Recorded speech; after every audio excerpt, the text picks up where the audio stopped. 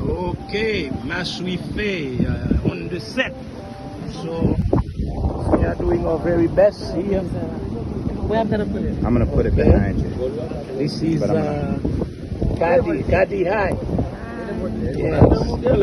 Maswife. So I pay more guy, right? Yeah. Okay, so we have Iberman as usual with the cigar. As always, Melly, Lupo, Yes. Thomas. Yes. And Ferdinand, he came all the way to what's the name again? From Maryland. Maryland. And our DP always there, Emmanuel. So we have two ways to pick up the audio.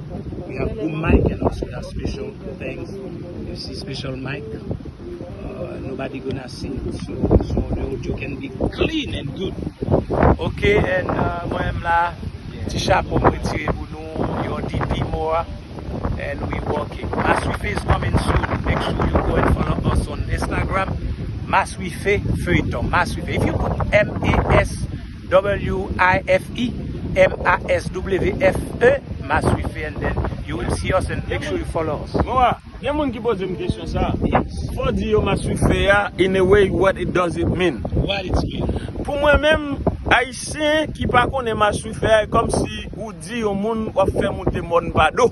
C'est ça. Ouais. But in English, what it means? It means hell. Hell, Trouble. trouble, tout pareil, tout vieux bail. Okay, stay tuned, guys. So, okay, Kadi is ready. Okay, so we are a team, so we have everything right here. Get to cafe là. On prend soin actuellement. Get tout la gagne, tout la net parce que l'on va shooter dehors. You have to make sure that you have everything. Okay, so stay tuned. Maswife.